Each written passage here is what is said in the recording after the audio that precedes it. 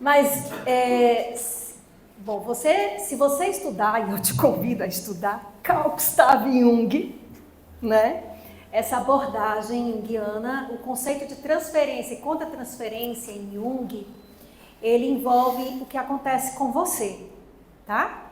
Então, o que acontece? E aí, na linguagem espírita, é isso mesmo que você está percebendo. Você acessa o inconsciente do seu paciente. Você está conseguindo, por desenvolver a sua função intuitiva, trazendo para a linguagem espírita. Com o desenvolvimento da mediunidade, você está conseguindo acessar o campo áurico daquele paciente que virá ainda para você. Porque possivelmente existe um preparo anterior a ele vir para você. Então isso acontece, como acontece quando você vem para a reunião mediúnica. Como é que eu faço para me proteger? Não precisa colocar fio vermelho no umbigo, nem algodão na testa.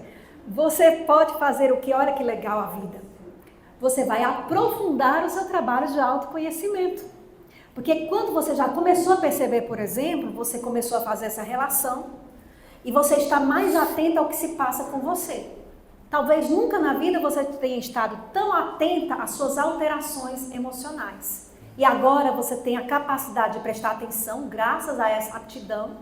Você está prestando atenção e você vai começar a se perguntar, isso tem a ver comigo? Ou isso não tem a ver? Anota e negocia com a espiritualidade mesmo. Agora eu vou trazer, se eu fosse falar numa linguagem psicológica junguiana, você vai fazer uma imaginação ativa, você vai conversar com o seu inconsciente. Numa linguagem espírita, você vai conversar com o seu anjo da guarda.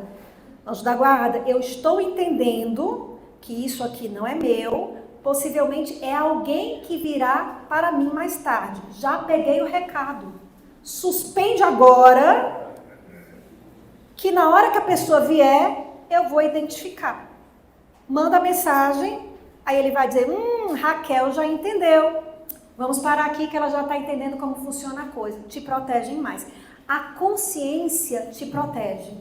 Quando conhecereis a verdade vos libertará. Você coloca a luz em cima do alqueire, a luz em cima do alqueire ilumina a tua consciência. Então procura fazer assim. O segredo, eu diria que é por aí. Também lembrando, eu gosto muito dessa palavra, psicosfera, né? Que a gente vê muito citada na série psicológica da Joana de Ângeles. Quando a gente pensa em atmosfera no ar, tem vários gases que compõem a atmosfera. A psicosfera é dentro do inconsciente coletivo, dessa teoria, né? Dessa forma de ver. Nós temos emanações de pensamentos como sinais de rádio e a gente fica emanando e captando, emanando e captando. Então, a tua descrição é de sintonia e isso é uma competência psicoespiritual. Olha que bacana, existe uma empatia sua, enquanto profissional, cuidadora, assistente de saúde mental, de sintonizar com aquela pessoa que já te importa e por isso você tem esse acesso. Mas toda competência, ela pede responsabilidade que vem por meio de habilidade, treinamento, autoconhecimento. Então, se você, por exemplo, for praticar algum esporte, você pode começar sem nenhum conhecimento, nenhuma expertise, mas treina e vai ganhando habilidade. Então, seria essa mesma coisa.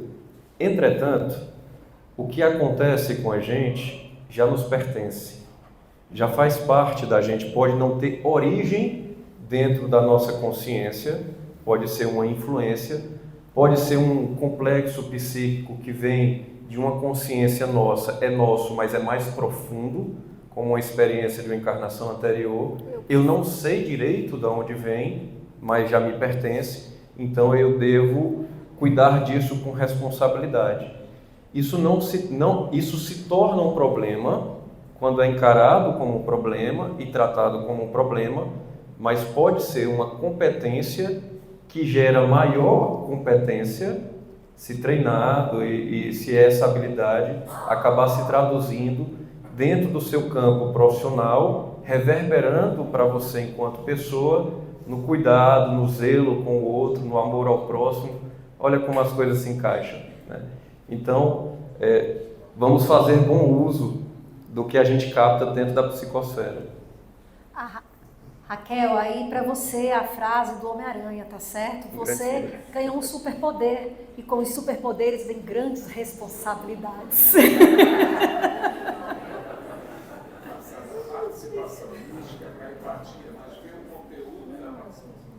Entendi. É bom você também sempre observar, né, assim, tem a ver com o que o Marcos falou aqui na linguagem psicológica, mas vou te dizer assim, olha, quando a gente, como médium, você vai ver que vai desenvolver uma característica. Ivone, ela tinha uma característica que era atender espíritos suicidas. Então, o tipo de atendimento também fala de você. Eu como psicóloga, e eu atendo há 26 anos, né? Eu como psicóloga, eu já percebi que são séries de pacientes que vêm em um determinado período com uma demanda semelhante. Eu não acho que isso é por acaso, tem a ver também com a necessidade minha de aprendizado. Então observe também o que esses pacientes estão trazendo para você. Quando você sente o que eles sentem, você ganha também assim um conhecimento que livro nenhum passa, né? E você pode observar o que essa experiência e também o tipo de espírito, que você diz que é suicida, tem a trazer para você. Oi. Ela voltou, vai falar. A Ivone, você falou que ela expandiu, não a mediunidade dela, não expandiu por... A Ivone Pereira, ela diz que a mediunidade dela é o que se chama tipo uma mediunidade provacional, né? É uma mediunidade que foi decorrente de suicídios, né? Que o perispírito dela tem uma facilidade de se desligar do corpo físico. Não era uma mediunidade que foi uma conquista evolutiva de um espírito que foi adquirindo uma maior sensibilidade. Entendi. Então, assim, a minha pergunta é aquela, em relação à elevação do planeta, né? A gente está de regeneração, né? Planeta de regeneração. Então, e aí é preciso que todo esse mal é uma forma para que eles se regenerem, porque aparecem essas figuras públicas, esses líderes que fazem com que aconteçam essas situações e assim, é como se ali já existisse aquelas pessoas, aquele mal, aquilo ali só é revelado. É assim? Eu não sei se eu captei direito a dúvida, mas a questão seria em relação ao planeta, a sociedade como um todo, para evoluir, às vezes é impedida, é atrapalhada por questões políticas. Seria isso? Não. A pergunta é em relação à evolução, comparativamente à evolução individual, se os problemas sociais são também convites. Que ela não tinha, ela evoluiu pela, vamos dizer assim, pela dor, provas, enfim, isso. né? Aí regenerou e tal. Mas quando eu vejo uma contradição enorme, como o planeta está em regeneração e está... O planeta ainda não está em regeneração, está em troca. Ainda não entrou? Não. Está começando a migrar. Não tá ainda não. Dizem que não, né? Eu não... Caminhando. Então, por isso é que eu tinha essa dúvida, porque eu vejo o mal se Alastrando. apresentando. É o bem que está bem.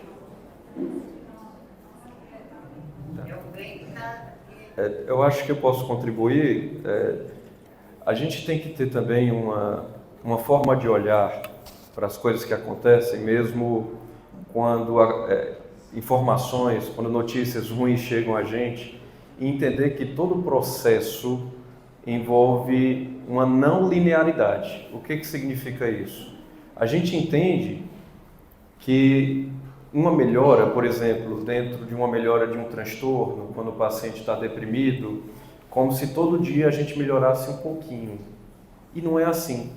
As coisas são complexas, o ser humano é complexo, é outro paradigma que trabalha, que faz com que haja uma dinâmica de melhoras e pioras sucessivas, mas que a gente, tirando uma mediana, a gente consegue ver a lei do progresso, a lei da evolução, agindo e as consciências se reparando. Então, por mais que exista muito mal, muita dor, muito sofrimento dentro da sociedade, guerras, fome, peste, o que for, as consciências, mesmo e até porque em vigência da dor, elas estão se expandindo. E a gente deve lembrar que, como a gente não tem a limitação da morte, segundo a nossa perspectiva consoladora, graças a Deus, então, um passo depois do outro, uma vida depois da outra, e a gente vai aprendendo, evoluindo, e esse mal, ele vai se dissipando. Mas não porque o mal abandona, mas porque a gente acende a luz do bem ao encontrar, o autoencontro, ao mergulhar dentro de si mesmo e fazer essa iluminação que Jung chamava de luminoso, né? E isso parte do indivíduo, de cada um, a consciência individual, e reverbera de forma responsável de cada um também para o coletivo. Então, estamos evoluindo sim, e é importante que essa perspectiva positiva, ela impregne na mente, porque isso é fomentador de saúde mental. A lei do progresso deixa isso muito claro. Mesmo quando a dor aumenta, a nossa consciência está aprendendo, está se moralizando e estamos caminhando em direção à luz, que é o destino, e para isso a gente foi criado. Temos uma pergunta aqui atrás, tá, Carol? No fundão. Deixa eu ver. Olá, eu sou a Chama. Eu gostaria de saber o que acontece com o espírito de um encarnado que toma, por exemplo, um clonazepam 2,5 toda noite. O espírito dorme também quando o corpo físico dorme, ou seja, porque o clonazepam ele vai no nível neurológico, né? Em termos de biologia.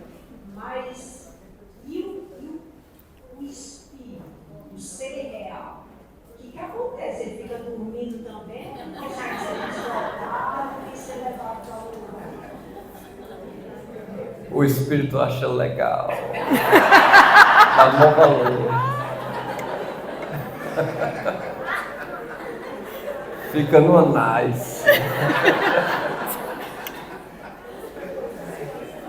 É uma pergunta super interessante e eu vou responder de uma forma técnica, até pela questão do efeito da medicação. Se a gente pensar no clonazepam, no Rivotril, que faz parte da família dos ansiolíticos, ele vai atuar sobre um sistema cerebral chamado sistema GABA, em um receptor desse sistema, que esse sistema GABA é como se fosse o freio do cérebro, né? Ele quando ativado, ele diminui o metabolismo cerebral.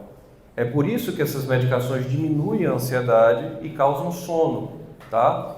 Só que se você pegar um paciente que usa clonazepam e ele usa todo dia e colocar numa polissonografia para ver a qualidade, a arquitetura daquele sono, você vai ver que o sono reparador, que é o sono REM, que vem depois do sono de ondas curtas, esse sono reparador ele é encurtado. Então, olha que interessante, a medicação, ela vai pisar no freio do seu cérebro, vai fazer você dormir de uma forma artificial, e com isso você vai dormir, mas não significa que você vai reparar, reabilitar, que é o que o sono fisiológico precisa fazer, né? Então, uma curiosidade. Do ponto de vista espiritual, eu não vou poder dizer individualmente o que acontece com cada espírito, porque aí depende muito da pauta, do que afetou aquela pessoa, do que ela está passando, do porquê que ela está tomando aquele clonazepam. Mas se a gente faz qualquer ação sobre o cérebro, nós vamos ter uma reverberação, uma repercussão sobre a consciência, sobre a mente, sobre o espírito. Não significa que seja uma coisa ruim, porque eu brinquei aqui dizendo que o espírito fica legal, mas pode ser que ele precise ficar legal, porque pode ser que ele esteja em uma angústia muito intensa. E aí veja que interessante, Existem outras medicações para o sono que elas são muito mais saudáveis do que o Rivotril, porque ao invés de elas pisarem no freio do cérebro, elas meio que acompanham a arquitetura natural do sono. É tanto que são medicações que, se você tomar durante o dia, ela tende a não fazer muito efeito. Essas medicações, quando a gente vai na polissonografia, aí você vai ver a qualidade do sono lá em cima. Então, a tendência é que o que é mais da natureza, quando a gente atua medicamentoso de uma forma harmônica, tende a ficar melhor para o cérebro e tende a reverberar melhor para o espírito, dando a ele mais condição de descanso e de reorganização. Tá? E ainda tem um detalhe. O Rivotril, em específico, não é uma medicação para ser de uso contínuo. Ela é preconizada para um uso temporário, enquanto as outras medicações que são melhores estão iniciando e aumentando o efeito. Algumas exceções existem que realmente a gente precisa usar, mas esse exemplo específico, o Rivotril, não é a melhor opção. Tá? Vou fazer aqui um acréscimo, né? O seguinte, gente, agora do ponto de vista espiritual, né? Vamos pensar o seguinte, também do ponto de vista psicológico, pensando, todo o uso de droga, ainda que seja um remédio, por exemplo, ele abre, nesse caso, né, que vai ajudar no sono, vai abrir o quê? Portas para o mundo invisível, tá? Ele abre portas para o mundo invisível, para o mundo do sono, para o inconsciente.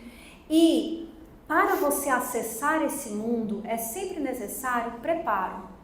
Então, se você vai fazer um tratamento medicamentoso que seja, é importante que você tenha um acompanhamento, no caso de ser um tratamento psiquiátrico, também da psicoterapia. Né? Ou, assim, talvez aqui a Casa Espírita também possa ajudar, né? Porque assim, você está se preparando toda noite para dormir, para o seu processo de sono poder ser reparador, né? Para compensar talvez isso que acontece no corpo físico, com uma boa companhia espiritual. Então, espiritualmente, é importante que você entenda que dormir é um processo que exige preparo. Então, não é simplesmente você tomar algo para dormir e se jogar nos braços de Morfeu, sem saber para onde Morfeu vai lhe levar. Né? Então, é importante fazer a prece, estar se cuidando, estar no dia a dia prestando atenção. O que será que acontece que eu não estou conseguindo dormir? O que está acontecendo? Por que o sono não vem? O que vem no lugar do sono? Não é isso? Então, você tem que estar se preparando para isso. Então, espiritualmente, eu diria que o que acontece é você estar soltando as rédeas para um mundo invisível. E é importante que você mantenha um certo controle, solicitando boas companhias e fazendo a sua limpeza, a sua higiene mental todos os dias com os seus tratamentos, para entender por que isso é necessário e um dia se libertar dessa necessidade. Temos uma última pergunta, pode ser, Tiago, Carol? Aí a gente vai para o intervalo. Boa tarde. Eu queria saber mais ou menos síntese sobre o si, que é o self, vezes o ego, com trabalho, com o suicídio. Tu entendeu? Pode repetir a pergunta? Que eu... O trabalho do si, que é o self, e certo. o grande problema do suicídio relacionado a ele. Problema do self relacionado ao suicídio? Eu acho que aí é uma palestra inteira, né? E assim, é porque você... Self é um... Isso é uma síntese. Né? Bota síntese. Ó, o self depende de em que escola você está falando. Ainda tem isso. Né? Porque é um conceito da psicologia. Eu tenho formação na psicologia analítica, certo? Psicologia de Carl Gustav Jung. Então, self é o centro da psique. Eu dialogo, quando eu escrevo, quando faço palestra espírita, eu o relaciono com a ideia de eu profundo do autor Leon Denis. Então, o Leon Denis diz que tem o eu ordinário e o eu profundo. Aí eu acho que dá para casar mais ou menos com a ideia de self e ego, né? Sendo que o conceito de self é tão amplo que é difícil falar, mas assim, vou falar do eu profundo e do eu ordinário. A pessoa que quer, né, que pensa no suicídio, que busca o suicídio, talvez ela não esteja conectada, né, com o seu self, com o eu profundo dela. Ela caiu no desespero, ela não consegue ver saída, ela não acredita numa escapatória.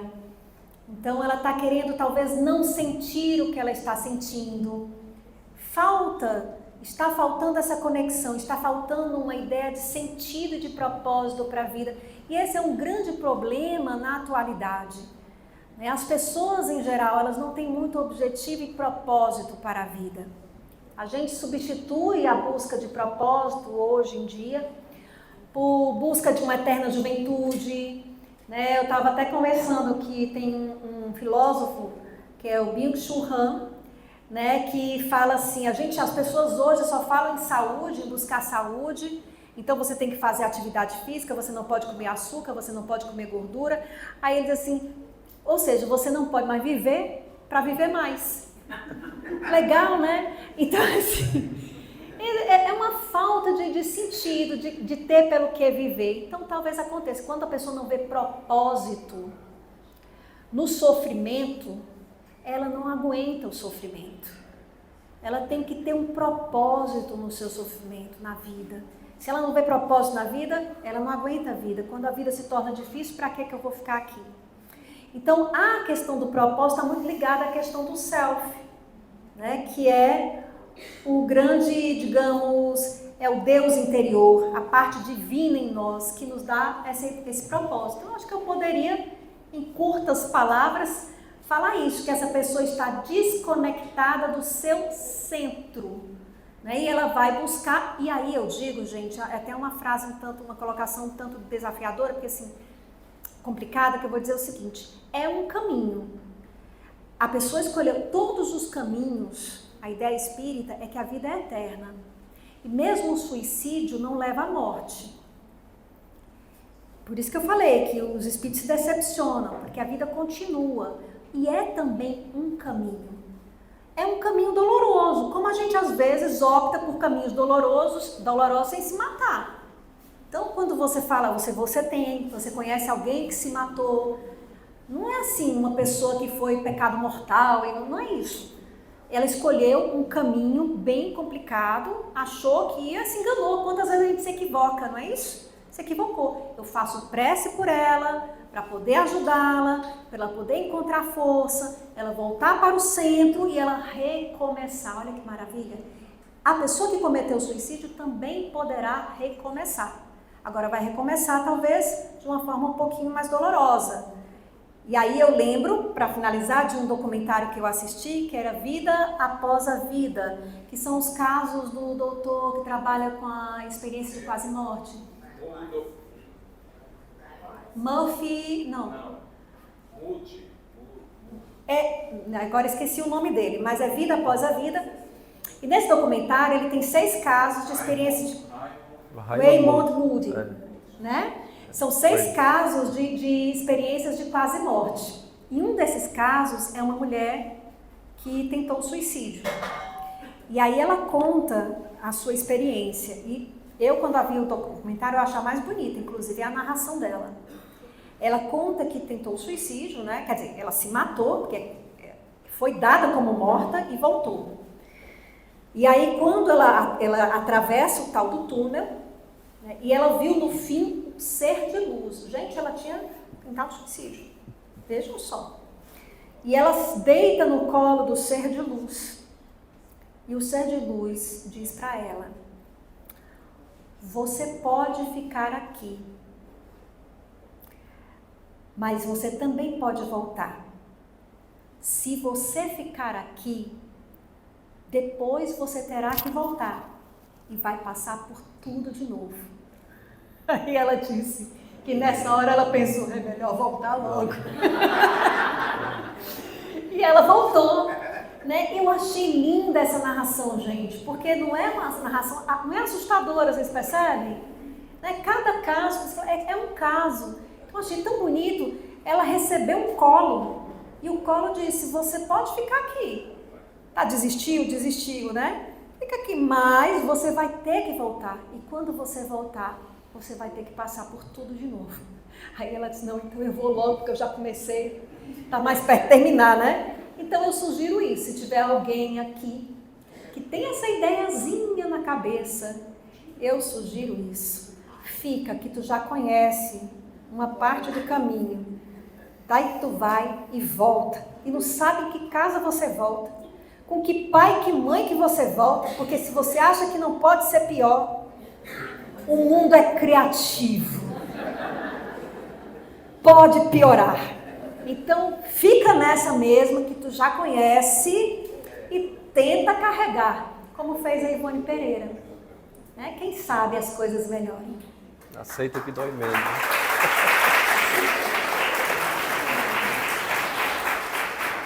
Vamos